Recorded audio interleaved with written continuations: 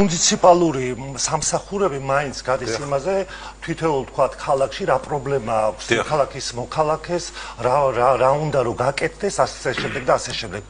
თქვენ დღეს ხართ კანდიდატი, მაგრამ მანამდე იყავით საკრებულოს დეპუტატი, ხო? რამდენად როცა თქვენი კანდიდატურა არის წარდგენილი აი ამ თანამდებობაზე, რამდენად იცნობთ მაგალითად ქალაქ თბილისის პრობლემებს თქვენ პირადად და რა შეგიძლიათ აი ამ პრობლემებზე ისაუბროთ? ძალიან კარგად ვიცნობ თბილისის პრობლემებს და ზუსტად ვიცი სად არის პრობლემის გასაგები.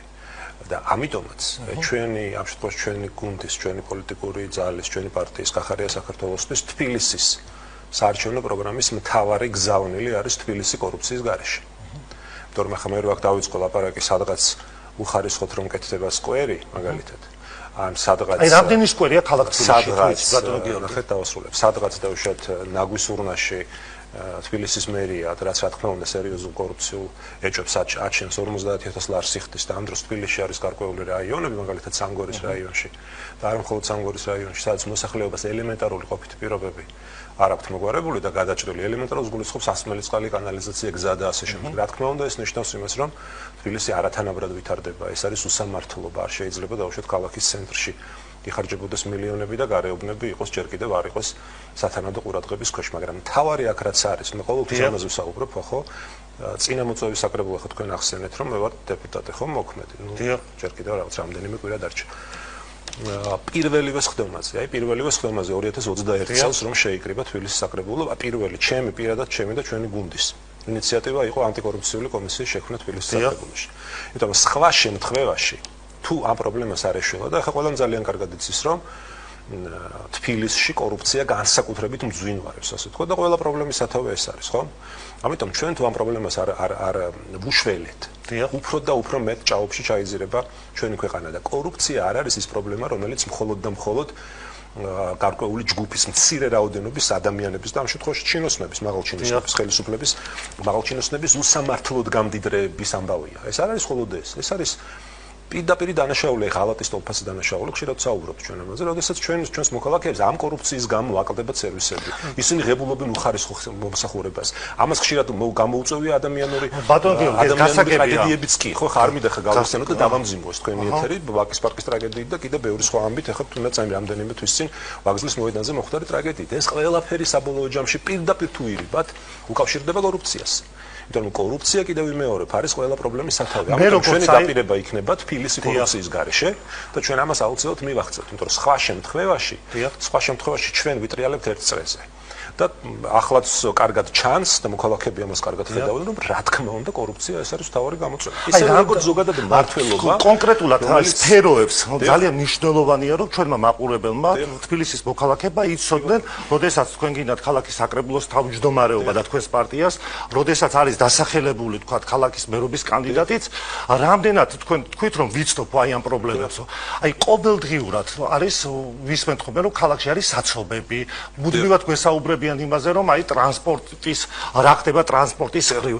აი როგორც მე საკრებულოს კანდიდატი მე მაინტერესებს თუ იცით რამდენი ავტობუსი ემსახურება დღეში ქალაქ თბილისს? ამას რა მნიშვნელობა? როგორ არ აქვს მნიშვნელობა და საჭიროა თუ არ არის საჭირო ამდენი?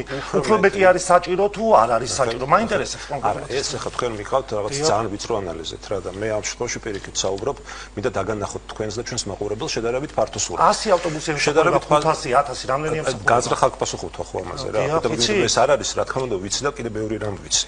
მაგრამ კიდევ ვიმეორებ, ეს არ არის საბავშვო ბაღია თბილისში. არ არის თავი 200-მდე საბავშვო ბაღია, არ აქვს ამას მნიშვნელობა. საბავშვო ბაღიც არის არასაკმარის ნახე. ნუ მისოთ ამ კითხვებს ძალიან გთხოვთ. იმიტომ რომ შეურაცხყოფილი კითხვებია. რატო არის შეურაცხყოფილი? რომ თბილისში არის 200-მდე ბაღი, მაგრამ გაცილებით მეტი უნდა იყოს. ხო და რამდენი ბავშვია გათვლილი 200 ბაღი? მე მაინტერესებს კონკრეტულ თემებში რომ შევიდეთ. კი ბატონო შევიდეთ. ანუ საბავშვო ბაღი არ არის საკმარისი გეუბნებით, მაგრამ რამდენი ბავშვი არის და რამდენი უნდა იყოს? მინიმუმ 10%-ით მეტი, მინიმუმ 10%-ით მეტი უნდა ფინანსდებოდეს ყოველწლიურად თბილისის ბიუჯეტიდან საბავშვო ბაღების მშენებლობა. მინიმუმ. აი ხა მაგალითად რამდენი იხარჯება ერთ ბავშვზე? მე გითხარით და რამდენი უნდა იხარჯებოდეს? მე გითხარით რომ მე ვარ დიღმის მასების მაჟორიტარი დეპუტატის კანდიდატი და მაგალითად მეორე კვარტალი ეს არის საკმაოდ დიდი დასახლება, ხო?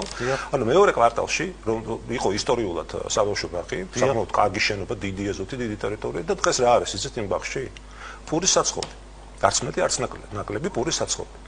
ამიტომ კიდევ ვიმეორებ, მთელი მეორე კვარტლის მოსახლეობა, ანუ ვინც იქ ცხოვრობს და ვისაც ბავშვები ყავს, სირაცმოვანი ბავშვები, ისინი იძულებული არიან საკმაოდ მოშორებით ატარონ. ხო, და აი ამაზე გეკითხებით კონკრეტულ თემებზე, რო არ დაემსგავსო საგრძელოდ. ხო, და ამას გეკითხებით, რამდენი ბავშვია თბილისში და რამდენი საბავშვო ბაღია საჭირო, ბატონო გიორგი, თქვენ საბავშვო ბაღი, კიდევ ვიმეორებ, თბილისში თუ არ ვწდები არის 200-მდე დაახლოებით 190 თუ არ ვწდები საბავშვო ბაღი. 190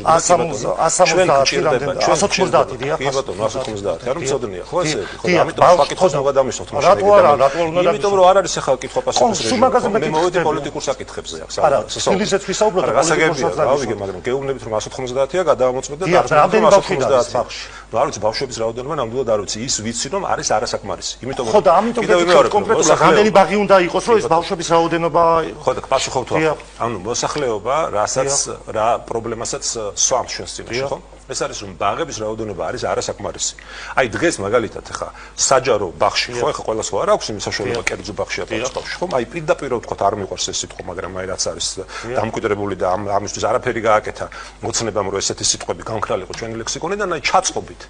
თუ არ ჩააწყვე, შეიძლება შენ ბავშვი იმ ბაღში, სადაც შენ გინდა რომ მიიყვანო, რომელიც ახლოს არის შენთან, ანუ ცხოვრობ დიღომში, გინდა დიღომში ხა, ხო? ხა დიღომში. რამდენი ბავშვი არის ერთი საბავშვო ბაღი დღეს გათვლილი და რამდენი ბავშვი არის ეს ხომ უნდა იცოდეთ ბატონო გიორგი, ამიტომ გეკითხები, მაგრამ კონკრეტულ თემებზე რო ვილაპარაკოთ. აღარ მოყვებით ხა ამ თემებში რა, კიდევ ვიმეორებ. სკვერებთან დაკავშირებით, საჭირო არის ქალაქში სკვერები. ხო და ამას ვამბობ. საკმარისია დღეს ეს სკვერები თუ არ არის. გადავიტანოთ ხა ჩვენი ინტერესის სხვა რამეზე. არა, პოლიტიკური კითხვები. სკვერებზე თუ რამდენი სკვერია, რამდენი არის საჭირო, დიახ. სკვერებზე თუ მეკითხეთ, რა თქმა უნდა სკვერები არის კარგი, რა თქმა უნდა და არავის ჩვენი გუნდიდან, მათ შორის არც მე არ მithქვამს, რომ თბილისში სკვერები რო კეთდება, არ უნდა კეთდებოდეს. უნდა კეთდებოდეს. აი ხა მაგალითად მეცაც გეტყვით, ხა დიღომში დავდივარ, დიღმის მასივში გითხარით რომ მაჟორიტარი დეპუტატობის კანდიდატი ვარ და ძალიან მომწონს, პირდაპირ გეუბნებით, ძალიან მომწონს, როგორ არის მოწყობილი დაუშვათ კონკრეტულად დიღმის მასივი. ბევრად კარგად ვიდრე დაუშვათ სხვა უბნები და ნამდვილად კარგია ეს. მაგრამ ეს არ არის საკმარისი. რა თქმა უნდა, ბევრი უნდა იყოს, ბევრიც უნდა იყოს, უფრო ხარისხიანიც უნდა იყოს. დღეს რამდენი სკვერი ქალაქში? დიდი ბოდიში მათემატიკურ კითხვებს ნუ მისვათ. ნუ მისვათ ახლა.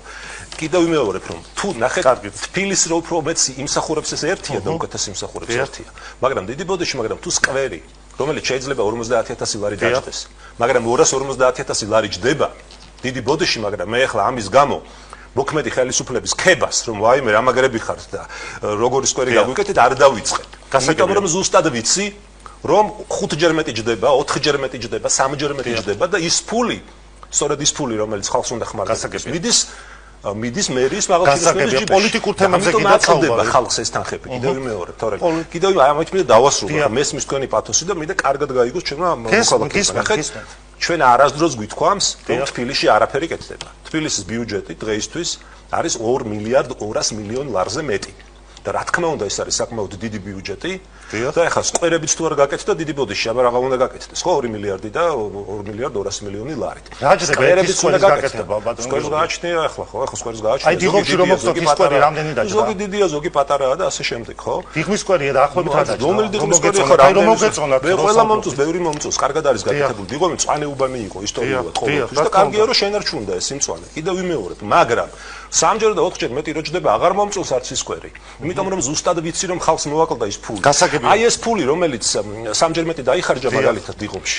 მოაკლდა იმ სამგორს. და რამდენი დაიხარჯა? არ ვარ ჩვენ ახლა ბიზნეს გადაცემაში. იმ სამგორს მოაკლდა, სადაც წყალი არ აქვს, სადაც კანალიზაცია არ აქვს. იმიტომ რომ ახლა რა თქმა უნდა ეს ბიუჯეტი შეუზღუდავი არ არის, ხო? გასაგებია. ბატონო ამბობთ რომ ჩვენი დაპირება მთავარი არის თბილისი კორუფციის გარეშე და ნებისმიერი მოქალაქე რომელსაც გააჩერებთ თქვენ თბილისში დაგიდასტურებთ რომ დიახ თბილისს ყავს კორუმპირებული მერი, მის მიმართ არის უამრავი კითხვა კორუფციასთან დაკავშირებით და რომ თბილისის მერია არის კორუფციაში ჩაფლული ბიუროკრატიული ორგანიზაცია.